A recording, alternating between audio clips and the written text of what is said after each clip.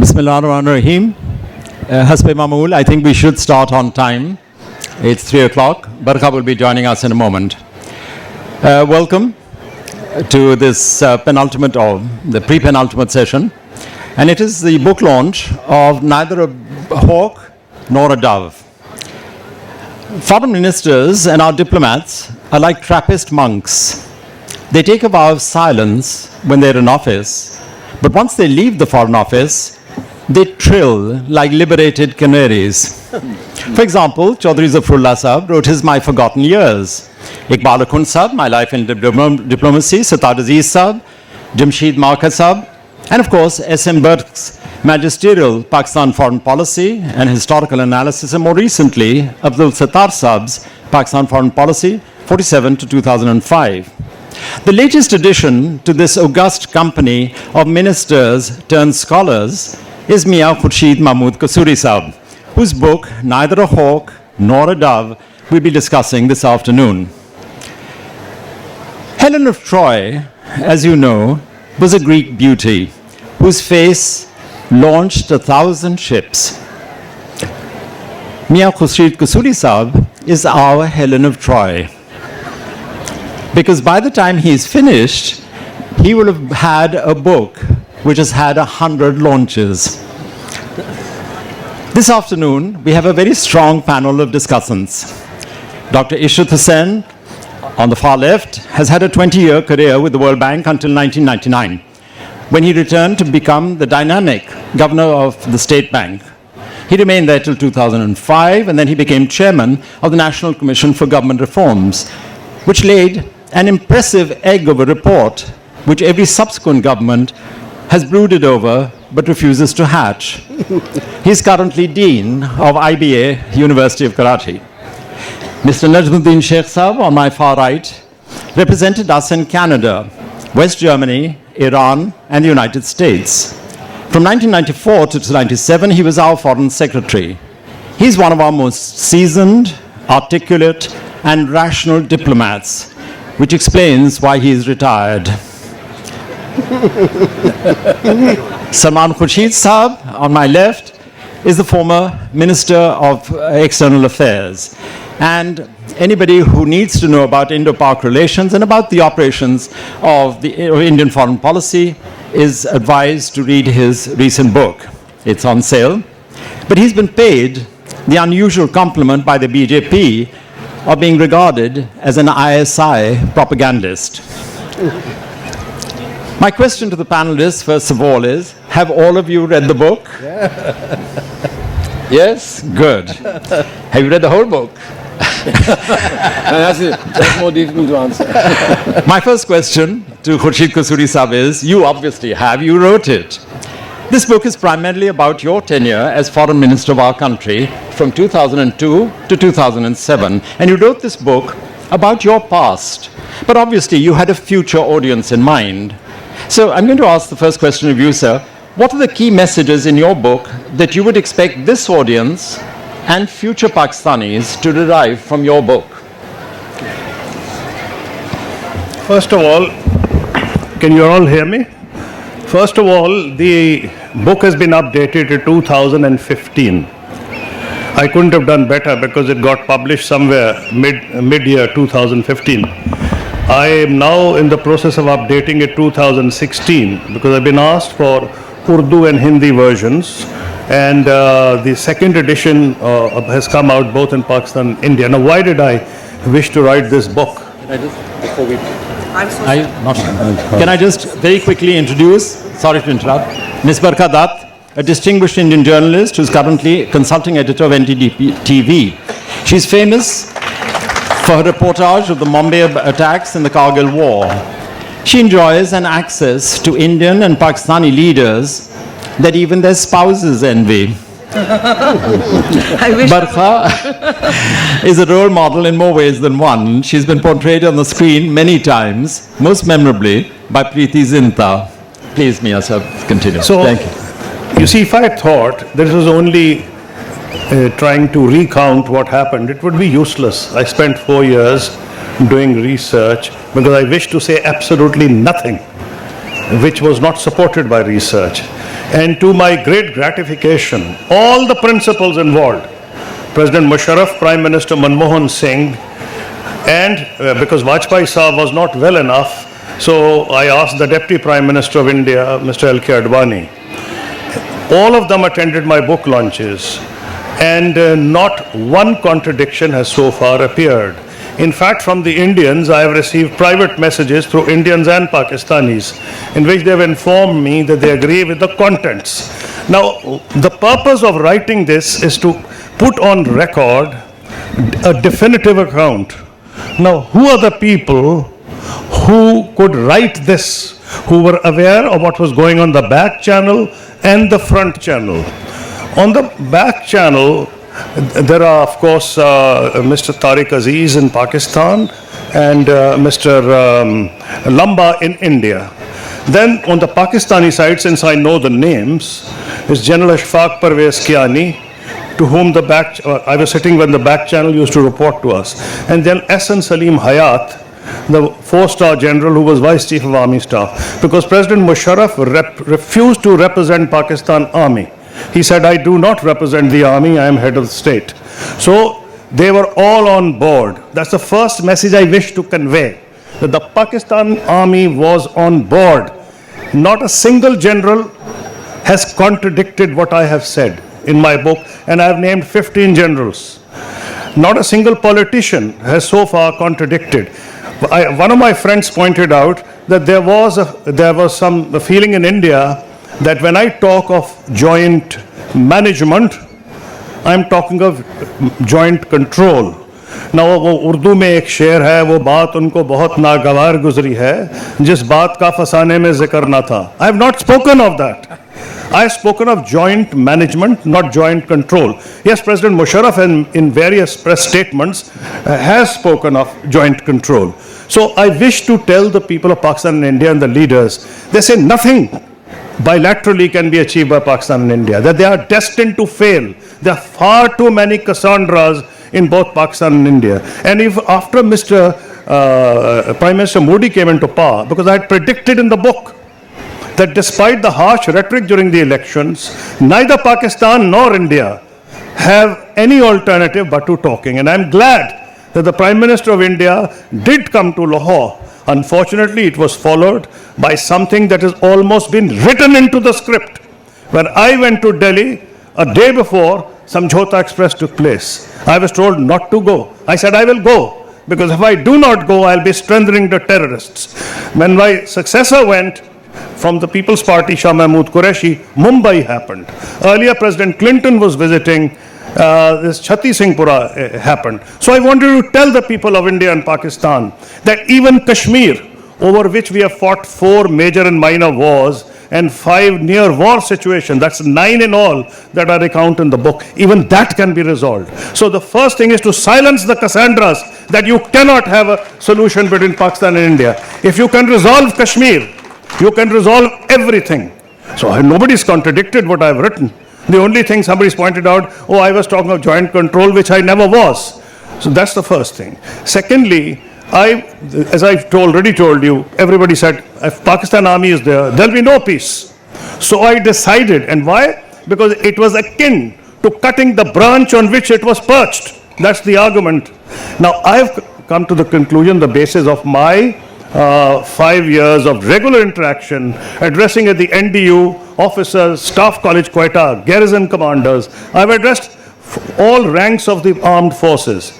So I know what I'm talking about. And I say in the book, in 5 years, only 1.5 hostile question.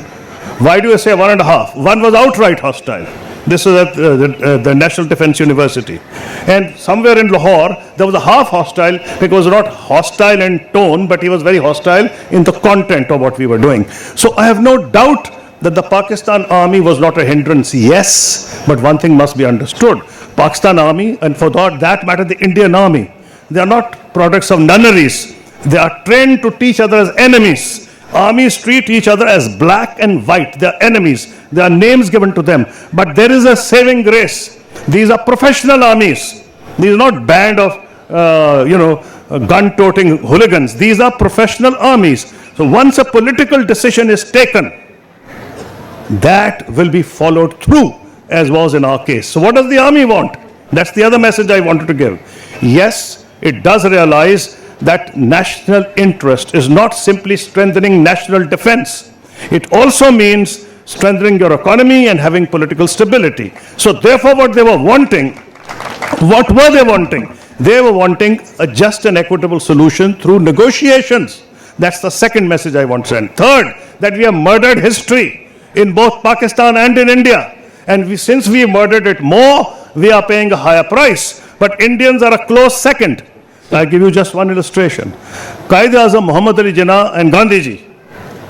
You look at our books, Gandhiji is considered some sort of a Hindu schemer who said one thing and meant another. Not one of our textbooks mentions that he went on a hunger strike to get Pakistan its assets. Similarly in India, Quaid-e-Azam Muhammad Ali Jinnah is painted as some sort of an arch communalist, and nobody explains that he accepted cabinet mission plan. Nobody explains why it all came about. That's the 1937 elections in UP. And nobody explains that he was called by Sarojini Naidu and many others as the ambassador of Hindu-Muslim unity. Thank you. Mia Sahib has taken us into history, and I'd just like to pick that point. Pakistan is a country sans frontières. We must be the only country in the world that even after 69 years of existence still has undefined borders. For example, our borders with Afghanistan, Durand Line, China, Aksai Chin, India, Jammu and Kashmir are still to be finally demarcated. It's almost as if we were waiting for another Cyril Radcliffe to finish the job. We have similar differences with India, with Afghanistan, and occasionally with Iran. So Barkha, as somebody who lives on the other side of these undefined borders, does the fault lie in Pakistanis, or does it lie with our neighbors? I would say that we need to be pragmatic and accept that while you have said that these lines are actually not defined, effectively they are. And as we move forward, any solution that we look for will lie in the status quo that is already laid down by these lines. Now, maybe governments cannot say this officially, politicians cannot say this officially. After all, in the Indian Parliament, there is a resolution that does talk about what we call Pakistan occupied Kashmir as something that must one day come back to India. Similarly, your side has objections to some of the geographies that have been mapped by what we call the line of control. But I do believe that there are enough contemporary agreements between our two countries that actually gives a certain sanctity to the line of control. It is the reason why the Kargil war, Musharraf's decision on Kargil was considered such a misadventure even by Pakistanis, I know. Indians, of course, but even by Pakistanis, I know. So I would say that we must learn to accept that these lines are effectively permanent, and any solution that we look for will be given these geographies. That's one. And briefly on your second point, who's to blame? I would agree with Kasuri Saab that there is a broad template for an agreement on Jammu and Kashmir. What stands between the two countries, and I said this yesterday as well, is not how to resolve or reach an agreement on Jammu and Kashmir, but the terrorism that Kasuri Saab has said is written into the script. For example, he said the Pakistan army is on board, but I can tell you in India, a number of people worry that what is known as the deep state here is continuing to provide supports to a group like the Lashkar-e-Taiba or, Jaish-e-Mohammed. We still don't know in India, is Masood Azhar in protective custody? What does it mean to be in protective custody? And why is this man free? Don't ordinary Pakistanis regard the Jaish-e-Mohammed and Lashkar-e-Taiba as terrorists? These are the questions that are asked. So the intractable questions are not around Jammu and Kashmir. They are around terrorism. Okay, clearly understood. I'm going to ask this question now of my neighbor. We talk of foreign policy, and yet diplomatic practices are all too often at variance with it. And Khurshid Saab, let me quote two examples from your book. Post-Kargil, when Nawaz Sharif Saab phones up Atal Bihari Vajpayee Saab hands the phone to Dilip Kumar and says, कोई बात करना चाहता है आपसे. तो दिलीप कुमार उनसे कहते हैं कि मैं इंडियन मुसलमान की हैसियत में कह रहा हूँ कि आपने गलत किया, हमें आपने फंसा दिया यहाँ, you've created unnecessary tension, and Indian Muslims are very insecure. And the second is, Kasuri Sahib, that neither General Pervez Musharraf at the United Nations General Assembly in 2005, neither he nor Khurshid Kasuri Sahib as his foreign minister read the speech that was to be given and had been prepared by Munir Akram. He gave his speech, Musharraf Sahib gave his speech, and it was up to Khurshid Sahib then to more or less defend our position. Is this really how our foreign policy is conducted? Yeah, please, of course. It's I'd you. like to respond to her partly. Yes, of course. Thank you for your comments, some of them. Now here is, she says it's a question of words.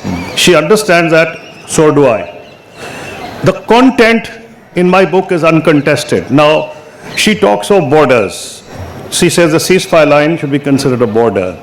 Now, it's playing with words. They used to say borders cannot change, and we agreed on saying that the borders will not exist. So what does that mean?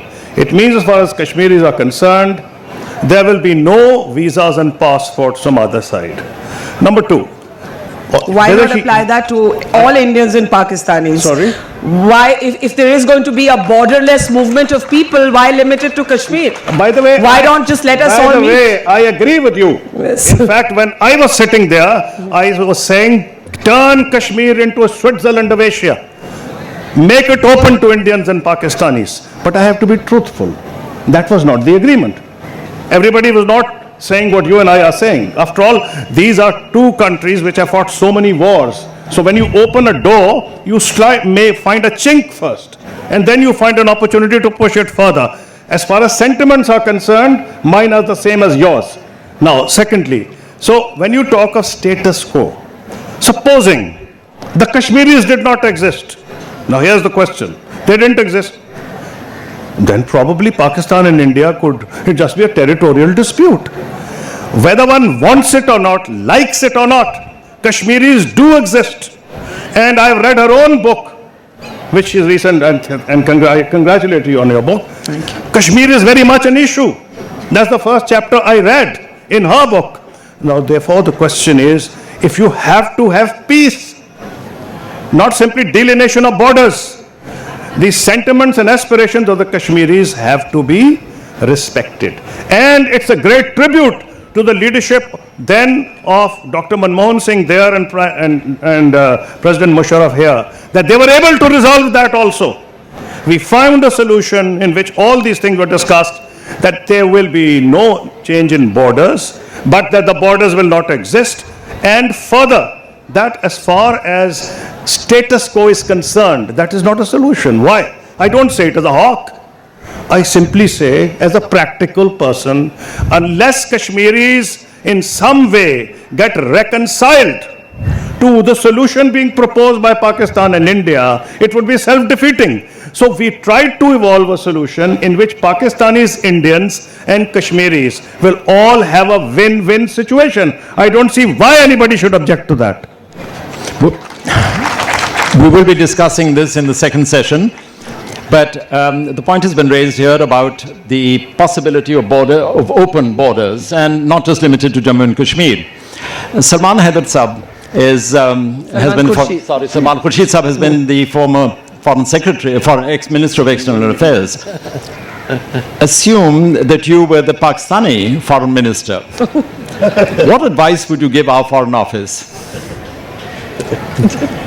What would you... Well, it all depends. It all depends on whether my urge to write a voluminous account of what has happened could be overcome. Yes. Particularly since some of us want to be foreign ministers again. Of course. And I don't want to be caught on the wrong foot in due course, being told, but this is what you promised to do. And I have a special problem with Indian media. My friend is here. Up till now, they only said I had a soft corner for you. Now they'll say I've actually accepted a post from you. That would be very difficult to defend back home. So I was advised by one of your colleagues just now that the best thing to do for somebody who still wants to be foreign minister is to keep the three, Gandhiji's three monkeys in front, and see no evil, speak no evil, and hear no evil. And I will just leave it at that. So at present, I would just present those three monkeys to the Foreign Office and say, try and see what you can do with this. The fourth monkey, of course, that Gandhiji had not anticipated was the one who refused to be a panelist. May I quickly turn to something, and that is one of the features of modern diplomacy has been the growing partnership between governments and big business. I'm not just talking about Modi Saab in Gujarat, I'm talking in the Confederation of Indian Industry, which, for example, supports the visits of every Prime Minister. In other countries, Prime Ministers go abroad to sell their nation's products and services. Our leaders go abroad to sell themselves or to buy real estate. Economic diplomacy does not figure in your book, Khurshid Saab. I'm going to ask Dr. Ishrat Hussain, who is the Governor of State Bank and closely associated with our trade with other countries, especially India, do you see the power of economic diplomacy? I think for the last 7-8 years since we started very unemotional scientific study of the potential of trade between India and Pakistan. Every single study, whether in India or Pakistan or the World Bank or the UK think tanks, shows that the potential for expansion of trade between these two countries ranges from 5 times the present level to 20 times. In countries where 400 million people are struggling for daily livelihood, we are at a very high level of stratosphere. And my contention has been, we should not give up our core issues. We cannot sideline Kashmir, but let us begin to create constituencies for each other in each country. The Pakistani businessmen are prepared to trade with India, and the Indian businessmen are prepared to trade with Pakistan. And once these trade relations become stronger, whenever there is any adverse circumstance, the constituency of the Pakistani traders will open up to the government of the day and say that you cannot take these unilateral actions against India. And the same will happen in India when the Pakistani-based traders will be able to say that this is what is going to happen. Today, the whole trade is only 2 billion. We can take it to 25 to 30 billion. China and India have not given up their political differences on the northeast, but today they have $75 billion of trade between India and China. China and Taiwan have not given up their political disputes, but Taiwan is the biggest direct investor in China, and China is the biggest trader for Taiwan. The world has moved since 1947. We are in a globalized world. What is good for the majority of the people of the country should be on the agenda of the leadership of India and Pakistan. And that is what we should try to do. Mia Saab, as I mentioned in your book, you're silent on economic diplomacy. Do you see a role for economic diplomacy through the Foreign Office? Actually, I am not silent. Okay, right. Because it's a big book, you've only read some sections. No, I've memorized it. I am not at all silent. Yes, of course. That is the only way forward. Yeah. That and culture, peoples to people exchanges, there is no peace process possible without that. I have mentioned it and I am not silent. In fact, I am pretty loud in that book. And it under the title, The Way Forward. Yeah. You asked my friend Salman Khurshid, how would he rate Pakistan's foreign policy? In fact, his predecessor actually rated Pakistan foreign policy and probably is no longer foreign minister for that reason. And he defied the three. Now you know why I'm being careful. And he defied the 3 monkeys. It's Mr. Natwar Singh. And under the chapter in Foreign Office, I have mentioned Mr. Natwar Singh. He gives 100 marks to the Pakistan Foreign Office, and he says, I am amazed, despite the relative strengths of the two countries, particularly when they became independent, and the size of the economy of India, the sheer size of geographical might, Pakistan Foreign Office, and he names some of the most outstanding ambassadors and foreign secretaries, kept the issue of Kashmir alive. Today we take it for granted. It is because of the Foreign Office that that was done. So probably he forgot the three monkeys and he is not likely to be the next foreign minister. Although I must say that he had a lot of strength, and I found it a great thing to interact with Mr. Natwar Singh.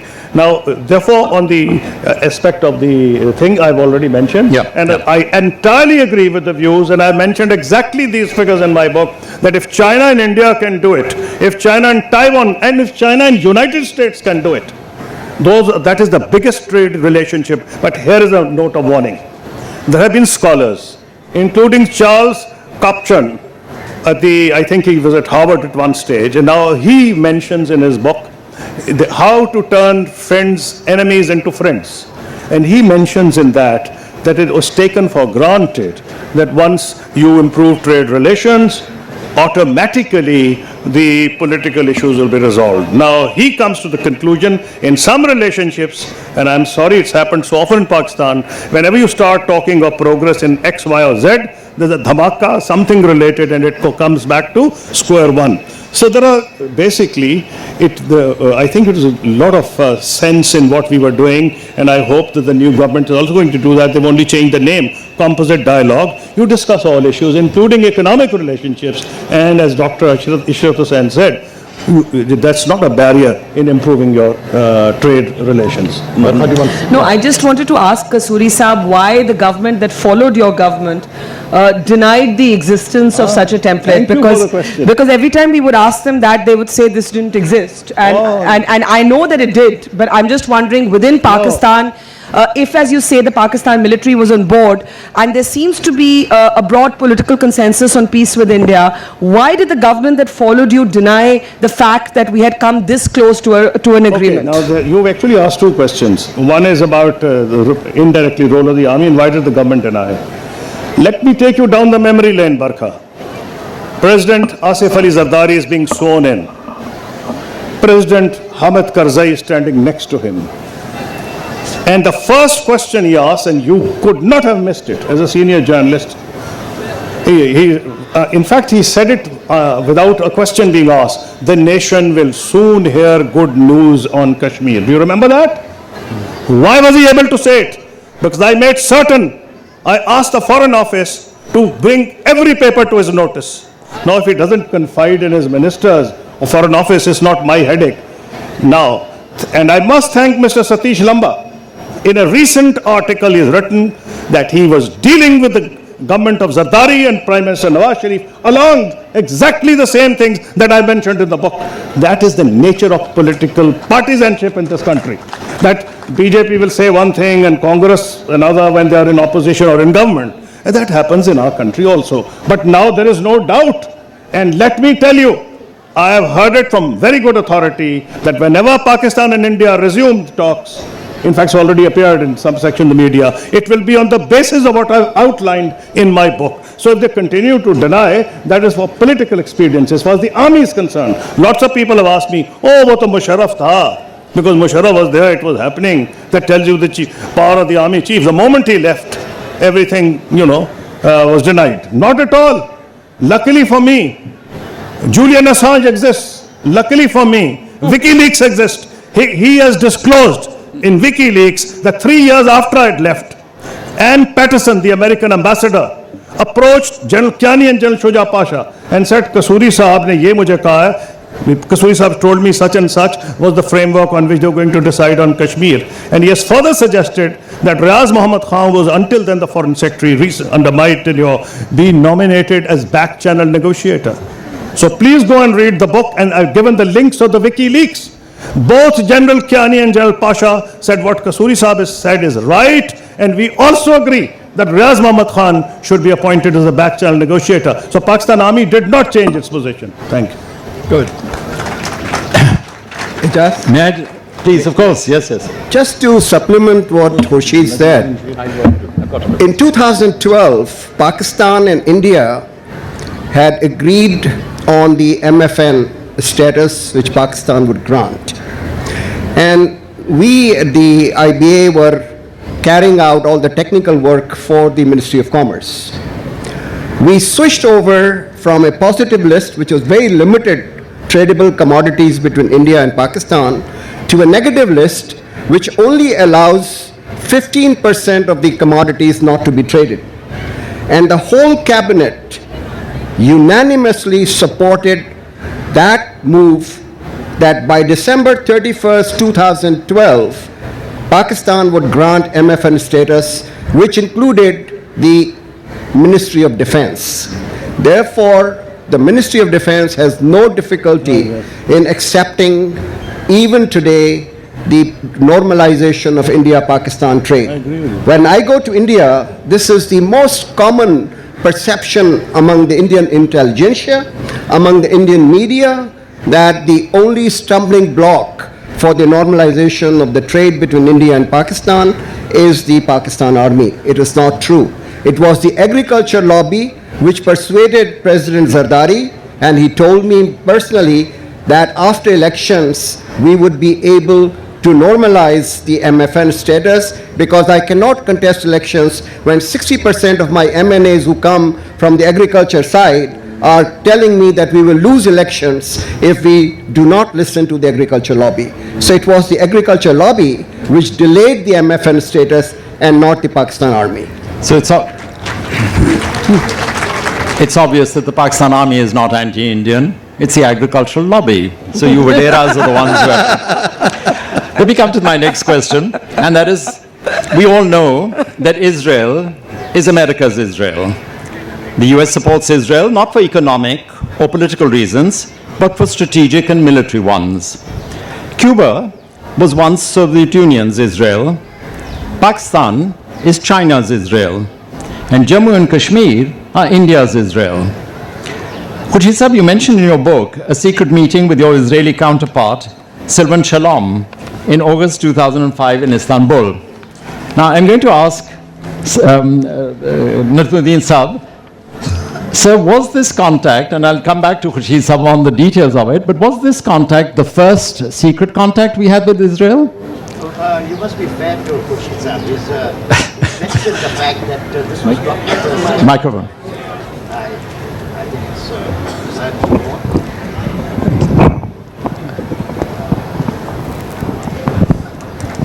Children? Okay, sorry.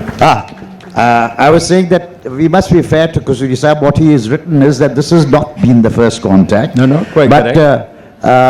In terms of Israel and the curious relations that countries have maintained with Israel, today Israel talks about, or has been talking since 1979, about its most steadfast enemy being Iran.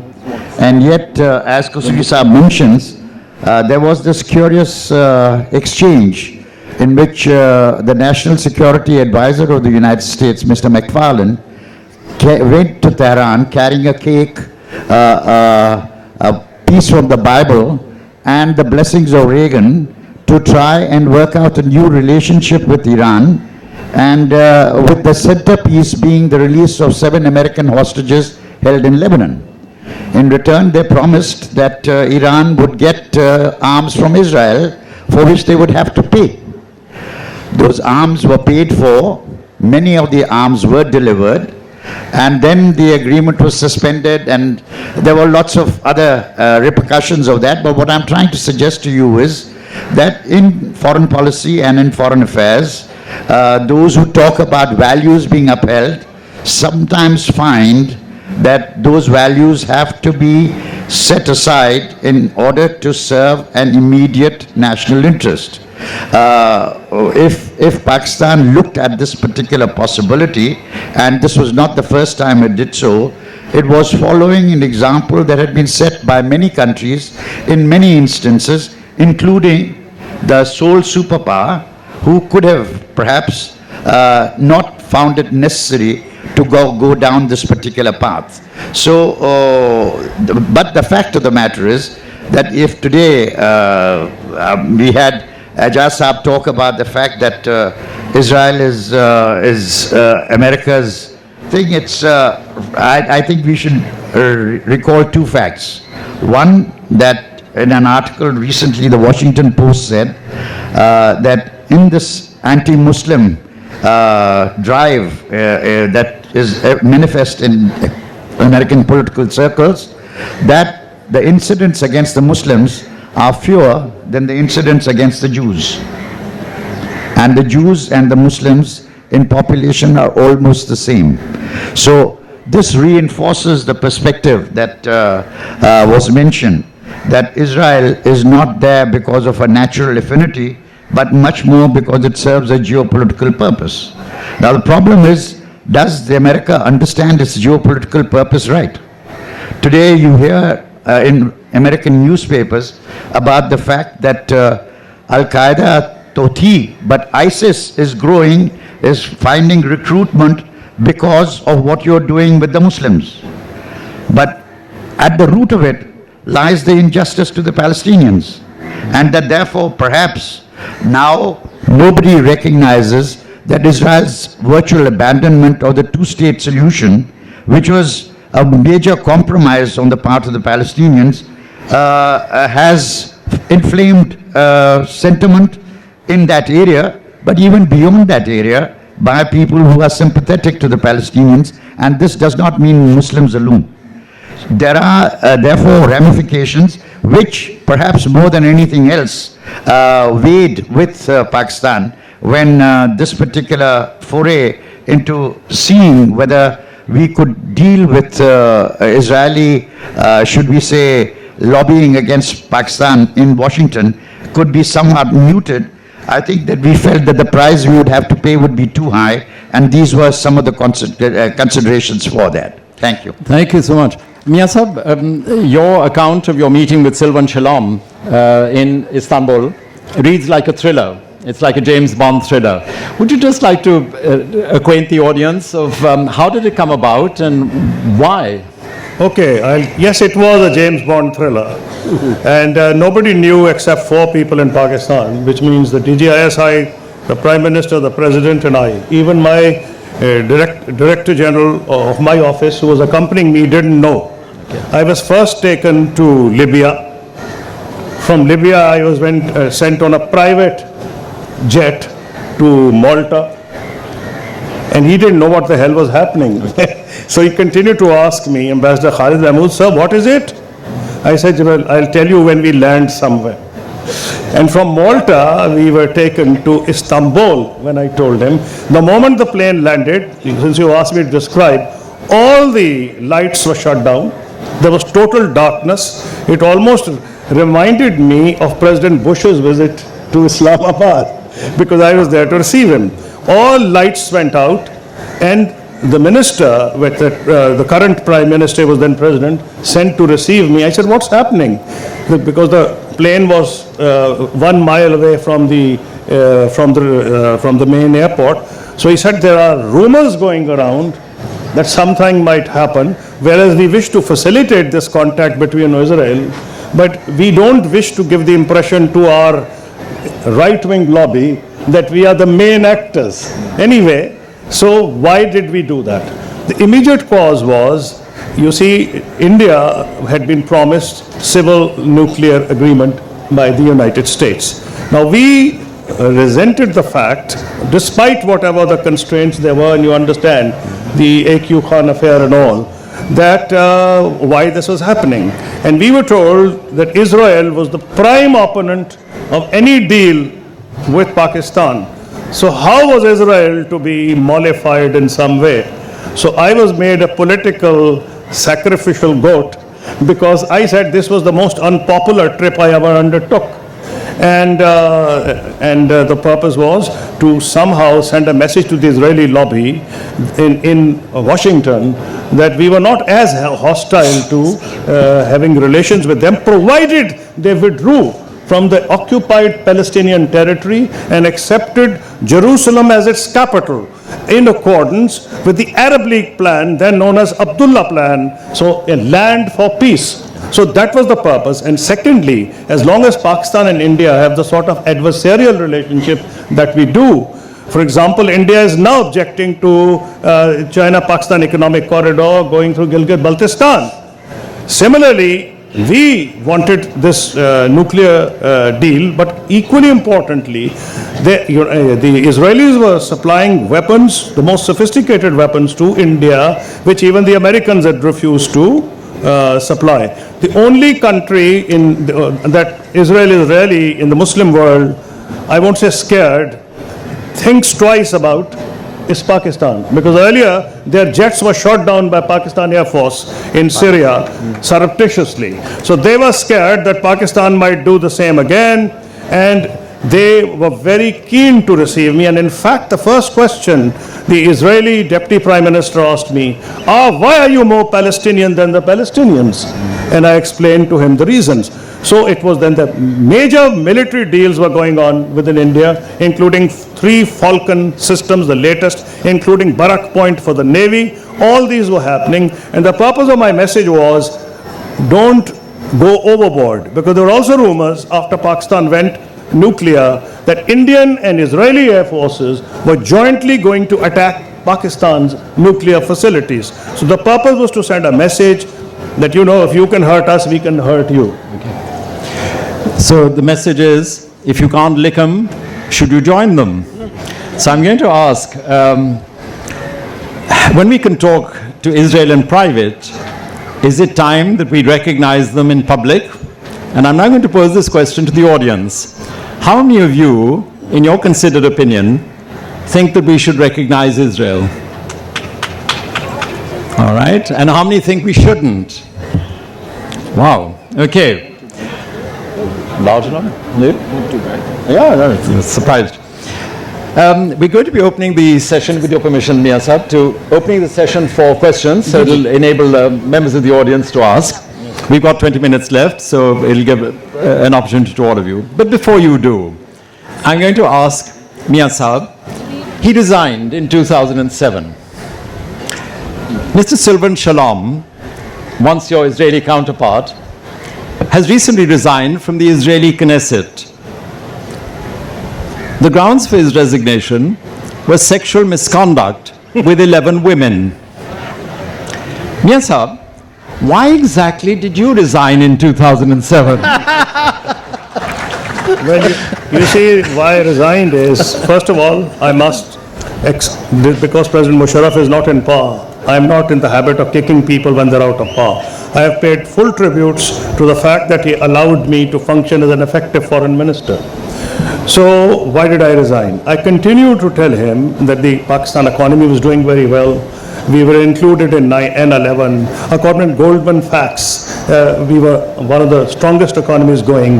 That our GDP at one stage was 8.6, second only to China, which was growing at 9.2. And I heard a lot of resentment in the army, and which it was my duty to convey to President Musharraf, that they wanted him to, and she was very mischievous, I'll tell you how, in this thing. And I must narrate that story. Real mischief. I'm always mischievous. Real mischief she showed. And proudly so. Oh, okay, I'll just tell you what the mischief was. So I had been telling him for years, sir, contest the next elections as a civilian. This is much before Iftikhar Chaudhry. He was not agreeing to it. And once I had invited Mr. L.K. Advani, that's where her mischief comes in, and the Hurriyat leaders. I thought that's going to be the big news. She came with a big Indian delegation journalists. All of them talked about Advani, Hurriyat, etc. As she was getting up, she says, "What do you think about the president's uniform?" So I thought it's got no relevance to our discussion. So I said, I think he should take his uniform off. Worldwide headlines, Kasuri wants Musharraf to take his uniform. My bad luck, I was traveling with President Musharraf the next day. And he was, obviously, I was seated next to him. So he said, Kasuri Sahab, badi khabrein bana rahe. So I don't know whether she's a friend or not. But anyway, yes, That is the reason when the 23rd November action took place, because I had been telling him that, but frankly, to be honest to him, 23rd November was also forced on him by a Chief Justice who ultimately did not live up to his reputation. That's all I can say. So it was forced on President Musharraf. But I said, sir, why don't you wait for the judicial pronouncement? So one day he rang me and said, Kasuri साहब, ये आपने देखा है?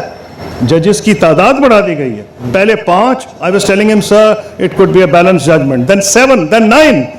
So he said to me, अगर इंसाफ ही करना है, तो court को पैक करने की क्या जरूरत है? सही है. So therefore, I had many problems. I understood his predicament. I understood Pakistan had progressed a lot under him. I understood it allowed me to function as an effective foreign minister. My position could best be understood by the great Bard of Oxford. Okay. Only he could have understood the complications. In my mind, I cannot think of any. So I thought I was Mahmood Ali Kasuri's son, which I am. He was known as the father of human rights in Pakistan. Everything was equally balanced. What should I do? My father's friends wanted me to resign. I was undecided because I thought Musharraf had done a lot of good. And I then sent him a letter of resignation, but that's not the end. No. If you ask me, I'll tell you what happened later. Indeed. Thank you very much indeed. Now, before we take questions, a vote of confidence, if you like. How many of you would like to see Khurshid Kasuri Saab as the next Prime Minister? As the next President? Well, there you are. Okay. Let's begin with the question and answer. There's a gentleman here, but please, one iltija hai aapse. No speeches. Simple question, no more than 15 words. Simple question, otherwise I'll cut you dead. Warning you. Gentleman standing there. But snatch it from him if he starts speaking. Please. But please be succinct and address. There's a protocol. Give your name and address the participants. Yes. Yeah. My name is Amarnath Motumal. I am President of Hindu Panchayat Karachi Division. Honored. I want to ask 2 questions. One question to Khurshid Saab and second question to Najam Sethi Saab. Najam Khurshid Saab. Hang on. My humble submission is, my humble submission to Khurshid Saab is that sir, लोगों ने वहाँ पर अपना sir भी काला करा लिया, मुंह भी काला करा लिया. आपने यहाँ कितने लोगों ने अपने टाइटल और मेडल सरेंडर किए? Thank you. बस. पहला क्वेश्चन. ये किससे सवाल किया आपने? ये खुर्शीद कसूरी साहब. अच्छा, दोनों खुर्शीद है ना, दोनों को. Yes sir. आप एक My ticket. question is. I know. आप एक टिकट में 2 मजे चाहते हैं. Okay, please. अच्छा, Please sit down. Please sit down. Bombay का इंसिडेंट आप रेफर कर रहे हैं. पहली तो मैं एक बात क्लैरिफिकेशन करनी चाहूँगा. जितनी मेरी book launch, it was a dream launch in Delhi. The Prime Minister attended, the Deputy Prime Minister attended, who was involved with this thing. Foreign ministers were there, foreign secretaries were there. It was an excellent launch. Every top anchor of India, including Barkha, and there was a race. I was interviewed for everything. I have no grievances. Please, Similarly, in Kasauli, there were a lot of Indian Army generals and intelligence people, and there were no hostile questions. In the evening, most of them agreed with me that we needed to, for a long-term relationship, we needed to resolve Jammu and Kashmir. Similarly, in Chandigarh. In Bombay, what happened is that when I was in Delhi, Shiv Sena threatened me, said, don't land in Bombay. I said, I will land, because I'm basically a political person. I've been to jail many times. I said, I will land. Then lots of people advised me not to go, including my wife. So the point is that if his face was blackened, I think he did a great service to democracy in India by getting himself photographed with that black face, because that brought the ire of the Indian people against Shiv Sena and the extremists. Yes, I agree. Sir, I know. The question that you've asked is, how many people in Pakistan surrendered their awards? Am I right? The answer is nobody. Please sit down. Now, the next question, can we have a question from here? No. Sir, please sit down. Please sit down. Sir, one question. We have more than 1,000 people here. One question. बैठ जाइए. Don't बैठ जाइए जी. One question, please. One question from somebody else, please. यहाँ से? No, no. I know who you are. Please, from somebody who is not a professional questioner. So may I have a question? So my name is Azhar Dhwani and I belong Please. to Karachi. My question Fine. is to Mr. Najmuddin Sheikh and to Mr. Mehmood Kusri regarding the foreign relations between India and Pakistan. Sir, ये कहा ही जाता है कि since the time of independence, Pakistan की foreign policy is dictated by and ruled by military establishment, not by the parliament. So यही वजह है कि इंडिया और पाकिस्तान के रिलेशन के बारे में भी मिलिट्री एस्टेब्लिशमेंट बहुत ज़्यादा मुदाखलत करती है फॉरेन पॉलिसी को डिक्टेट करने में और ऑर्केस्ट्रेट करने में. तो आपका ये बताएं कि ये बात किस हद तक दुरुस्त है कि इंडिया और पाकिस्तान की फॉरेन पॉलिसीज जो है उस पर सबसे बड़ी रुकावट जो है हमारी एस्टेब्लिशमेंट की और मिलिट्री एस्टेब्लिशमेंट की रुकावट है जो फॉरेन पॉलिसी को डिक्टेट करती है. ये मेरा सवाल है जनाब नजमुद्दीन शेख साहब से और महमूद कुसरी साहब से. ये परसेप्शन किस हद तक दुरुस्त है? It's such an important question. May I start from the left? No, is the foreign policy? Well, I know, foreign but office I'm just guy. working my way. Is foreign policy No, no, don't worry about it. We may start from the soft end. I have no idea because I've never been associated with the foreign policy, so I'm not in a position. But what I gave you the example which I had personally observed was in the realm of the economic matters, the economic cooperation. But I cannot venture because I have no evidence of one kind or the other. Najmuddin Saab, you practitioner of foreign policy. Were you a puppet? Yes, I know that this impression exists that the security establishment and then the security establishment is narrowed to the army or the armed forces tend to dictate Pakistan's policy, foreign policy generally, but more particularly foreign policy towards India and towards Afghanistan, because these they regard as their exclusive preserve.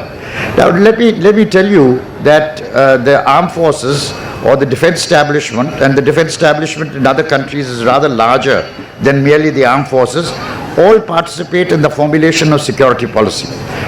Pakistan is not unique in that. In fact, our neighbor, India, we keep blaming the failure of the agreement on Siachen on the fact that the Indian army put its foot down and said that if you make this agreement and Pakistan comes back and occupies these posts, then don't ask us to take them back. And as a result, the Siachen agreement collapsed. Hopefully, it's going to be now put back on track, and the 89 agreement may well be implemented after the tragedy that has happened now. So, in every country, the armed forces do play. But let's face it, when you have so many years of military rule, obviously during those years of military rule, the military ruler has as his closest advisors not the Ministry of Foreign Affairs, but people from his own establishment, and that establishment which he trusts. So, and Nubi has reposed confidence over a number of years. So there is bound to be that degree of preponderance of military advice during those periods. In the periods in which there has been civilian rule, I can speak for my own period. I argued against many policies. Sometimes I won, sometimes I lost, but it wasn't because of military influence, but because of the hesitancy that existed within the establishment as a whole, which meant the Prime Minister, the Foreign Minister, the Defense Minister, and the establishment, quote unquote. Thank you very much. Please, next question. Is it working? My name is Rashid Sami and I belong to Gilgit-Baltistan, sir. Okay. My question first to Jalaldin Sahab. You mentioned that Siachen is a disputed territory between Pakistan and China. We always thought that it was between Pakistan and India. No. I said Aksai Chin. Aksai Chin. Yes, not Aksai Chin. Siachen. And then, sir, the people of Gilgit-Baltistan have always had this opinion that we are not important to Pakistan. We are only used whenever a situation turns up. When it was Siachen, then Gilgit-Baltistan. Now the CPEC comes in and Gilgit-Baltistan is important. I just wanted to know that during your days, in Musharraf days, the Kashmir issue was divided into 5 units. That was the first time that it was divided into 5 units, and Gilgit-Baltistan were accepted as one unit, one important unit. We have a feeling that Pakistan does not India does recognize us. Question. Yes, sir. The question is there feeling that Pakistan does only need Gilgit-Baltistan when it is required, and otherwise it's not important to govern Pakistan? Please clarify, this was not a planted question to allow Gilgit-Baltistan to have a say. Okay? Please, Mia Sahib. Okay. Now, I think let me answer this question about 5. Okay?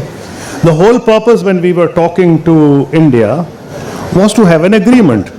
And here are countries which have fought so many wars. We all disagree with each other. Indians and Pakistan, almost everything. How do you arrive at a settlement? First of all, our proposition was that Gilgit-Baltistan, since you belong to the area, know better than I do, had revolted against the Maharaja, had arrested the governor, and before that declared its adherence to Pakistan. So we did not wish Gilgit-Baltistan to be a part of this settlement. In fact, I share your sentiment. Gilgit-Baltistan should have been given a provincial status from day one, and people have been struggling there. So I support your sentiments. We had kept it, you know the reason, that if ever there is a plebiscite, their votes will count. But Gilgit-Baltistan has always struggled for a separate provincial status. You got almost a provincial status now as a result of that agreement that we had with India. I'll tell you how. The Indians said, if you want a settlement on Kashmir, it will be the whole of the former princely state of Jammu and Kashmir. We don't care if the governor was arrested. We don't care if they acceded to Pakistan. If you want a settlement, you will have to deal with the whole. We were equally clear. Let me be honest. Under no circumstances would Gilgit-Baltistan's future be compromised. Similarly, Indians would never allow any security forces on his border with China towards Ladakh. So both countries had sensitivities. So we wished to find a way out. The way out was, there were 2 parts of Kashmir, one with Pakistan, one with India. So the agreement was, it will be left to the 2 governments, as Government of Pakistan and Government of India, to treat the territory within its control as 1, 2 or 3 units. The Indians wanted, they didn't tell us, they probably wanted 3 units. Jammu, Kashmir and Ladakh. We could under no circumstances agree to this either. So we said, okay, there will be Gilgit-Baltistan and there is Azad Jammu and Kashmir. That is the reason for the 5, because India would not compromise. He said if there is a settlement, it's for the entire territory. And we could not compromise because in principle, Gilgit-Baltistan had revolted and they were actually entitled to a full provincial status. After these things got out and I started speaking openly, I'm glad that a semi-provincial status is already there. So that is the reason. I want to keep the answer limited, but I share your sentiments. Thank you very much indeed.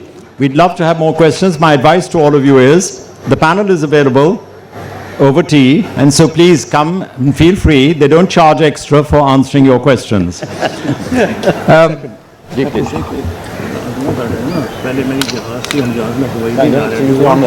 will be. Yes, very much so. We'll be having a session on specifically India-Pak relations at 5:30, I think it is. And Mia Sahib has graciously consented to be here. He was on his way to another book launch in Dubai, which it's been postponed for the moment. I mean, he's been able to catch a later flight. So you will have an opportunity. May I, before I thank the panelists, may I just narrate an anecdote which was given by Lady Thatcher, the Prime Minister of the United Kingdom. She mentions about the intransigence and the difficulty of working with the Foreign Office. And she said that the anecdote was that a man was walking down Whitehall, a stranger, and he stopped an Englishman in the street and he said, "Excuse me, on which side is the Foreign Office?" To which the Englishman looked very startled and he said, "Well, I hope on ours." We are very honored, therefore, and relieved that Mia Sahib was on our side. Okay. May I conclude by thanking the panelists on your behalf, and that is Ishrat Hussain Sahib, Dr. Ishrat Hussain, Sarmar Khurshid Sahib, Najmuddin Sheikh Sahib, the delectable Barkha Dutt, And of course, the star of today, Mian Khurshid Mahmood Kasuri. Thank you, sir. Described as Thank you.